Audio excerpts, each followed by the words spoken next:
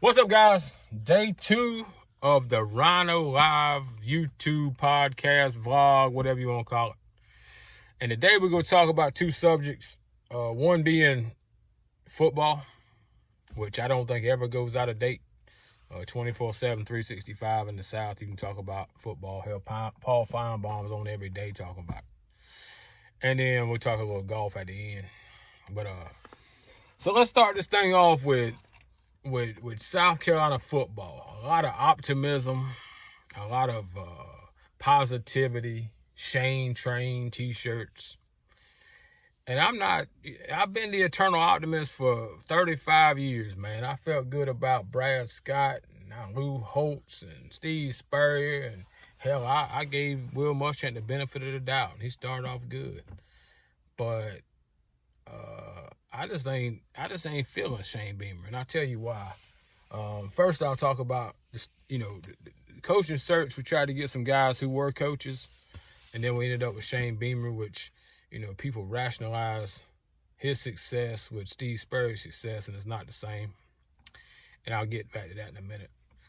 So he comes in, and the staff is Mike Bobo is on the staff, and this is the problem I got with local media. And I realize you got to be friendly in the local media, and you got to be nice to a certain degree, I guess, in order to have coaches and players and people on your show.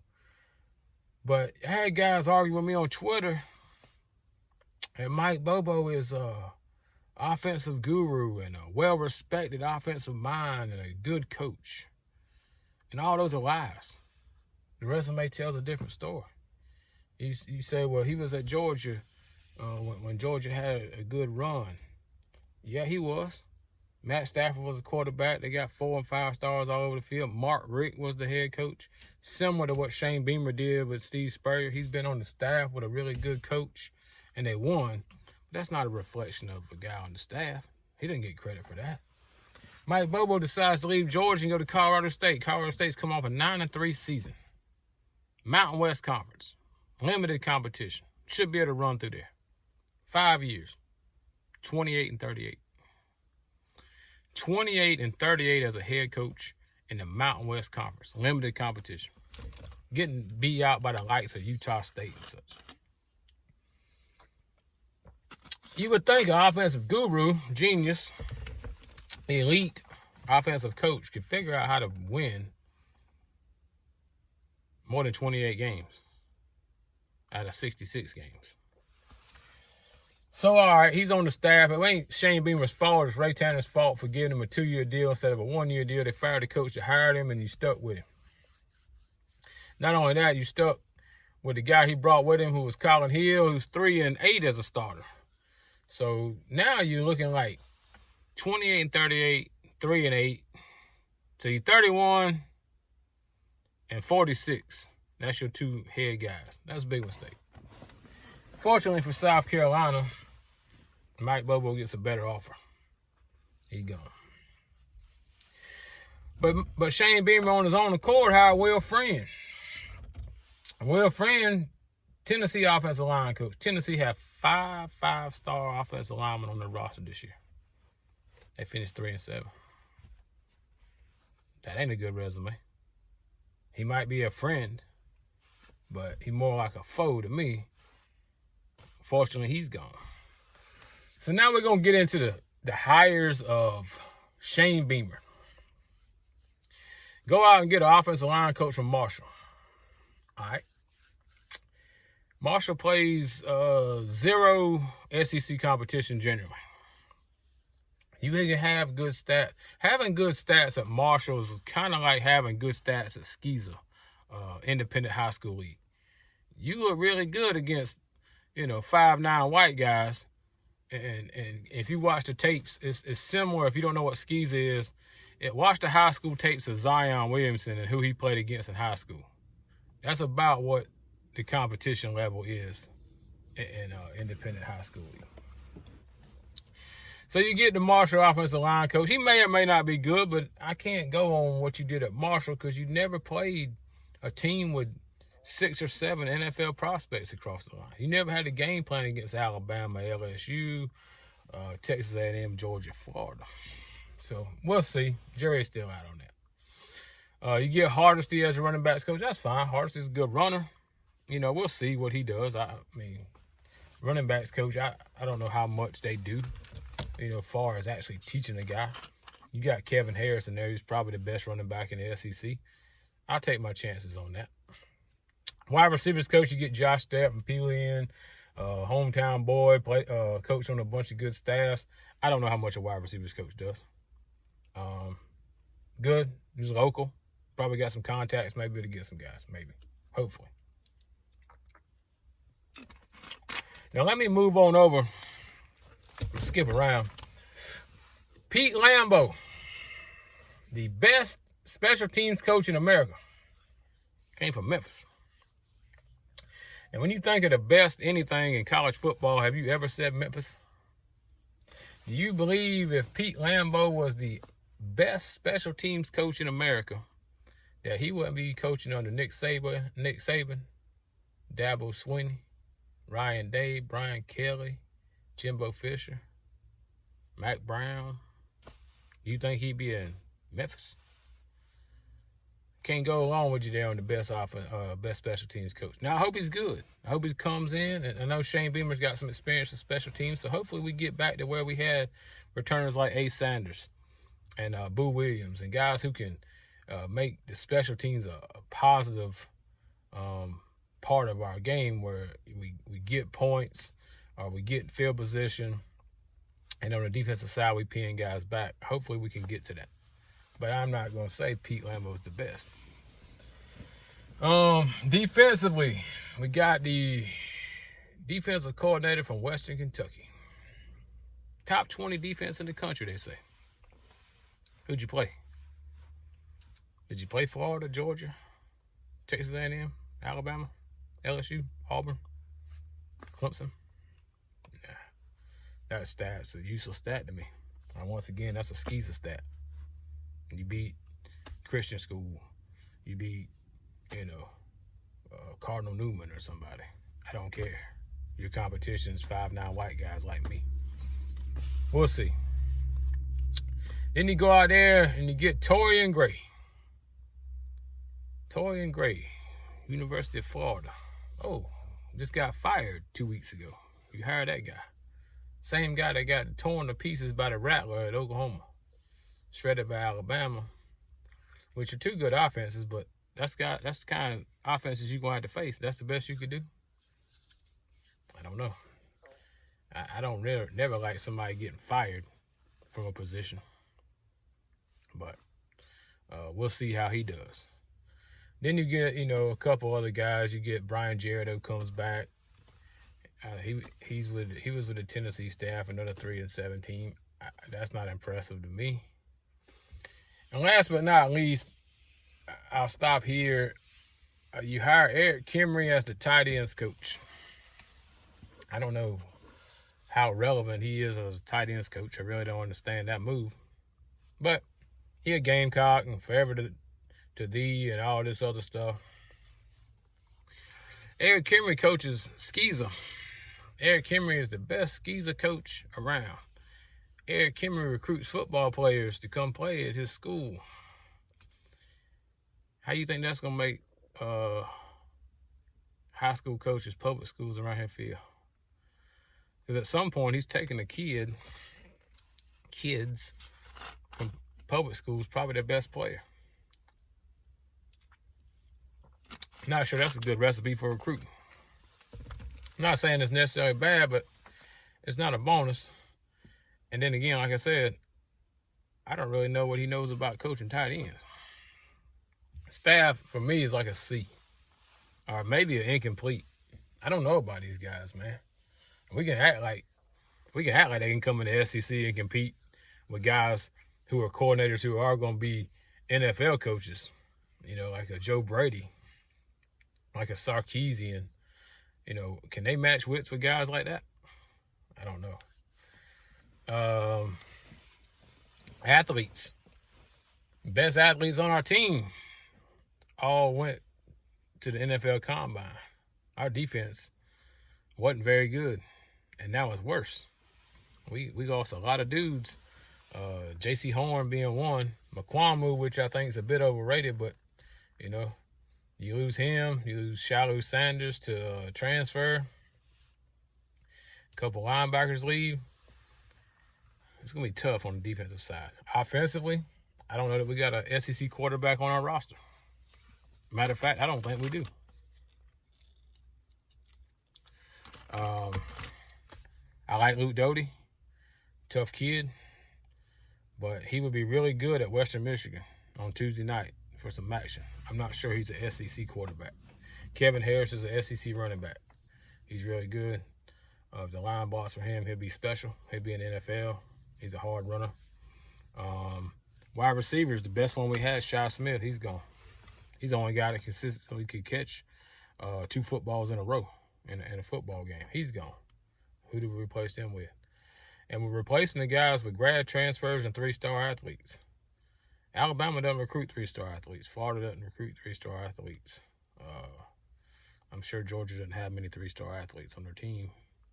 And we're getting hyped up about a 3-star linebacker from here, there, or the other.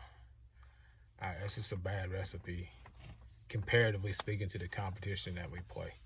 Can the Gamecocks win 6 games this year? I think we overshoot every year. We act like we're superior to Kentucky. Kentucky beats hell out of us more than we beat them. Tennessee, we act like we are superior to them, make fun of their program. They beat our ass too. That's 2 teams in the East that I'm not sure we can beat. I'm not sure how we handle Missouri. And then everybody else. I mean, this past year, LSU was a joke, and they wear us out. We did beat Auburn somehow, but I mean, we gave up 48 points 3 weeks in a row. I'm not sure we're ready for SEC action with the roster we're gonna have this year. I think 4 wins is a good season. 6 wins is a everything fell just right. You know, you still got Clemson at the end back there, and you know that's probably a woodshed. So I don't know, man. I mean, a lot of you guys are on the Shane train. A lot of you guys seem to think that he's gonna be the one to turn it around, but you know, Spurrier could only get it so high, and Spurrier is one of the best that's ever been. Lou Holtz as well. I think Outback Bowl might be the ceiling for us, and we got more boomerangs than a gaggle of Aborigines, and that might be where we need to be. Win 9 games and play in the Outback Bowl. We're going to see, and I hope they're good, but I think the next 2 years is going to be rough for Gamecock fans, and 6 wins might be the ceiling. We might be hoping for a Music City Bowl or something like that. We'll see. Moving on to golf. Golf's a big deal right now. There's a lot of talk. A lot of things changing. The youth movement's coming in. Old guys still playing well. And then there's Tiger Woods. We'll talk about Tiger Woods real quick first. Tiger Woods changed the game of golf. They Tiger-proof courses and changed things up to try to slow Tiger down, which didn't work. And now you got Bryson DeChambeau, who's built like a damn NFL tight end. And he's doing things that they're changing rules to try to stop him. Tiger just had the back fusion. Now compound fractures, broken ankles. You know, legs are the most important part of a golf game. I know people don't understand that. But it was told to me like this. Your legs are the horse and your body's the carriage. And if your legs aren't, you know, in right motion, the carriage goes wherever. And, you know, having the back and the legs, and he's had joint and tendon problems in the past. I'm not sure Tiger Woods can come back. If anybody can, it can be Tiger Woods, and, you know, we all want to see that. But he's 45, multiple surgeries. I mean, it's going to take a while for him to be able to walk. And walking's a big part of your golf game, too. I mean, you're walking 7,000, 7,500 yards in a hot day. I mean, there's a lot of endurance and stamina it takes to be a golfer. I know you don't think that. You think of the big fat guy drinking beer, smoking cigarettes like John Daly, but that ain't the norm. And most of these guys are lean and mean now and strong, and a lot more weight and conditioning than there was back in the 80s when guys were cupping the cigarette on the green, like the John Daly's and the Fuzzy Zellers and stuff. So golf's a more physical sport. I love it. I love the Victor Hovlands, the Colin Morikawas, the Matthew Wolfs, the young guys. And you still got the old guys like DJ, Rory's still in that mix. John Rahm's a young guy who's in the mix. And then you got a list of about 30 guys. Spieth is making a comeback. He's only 27. Seems like he's been around for 2 decades.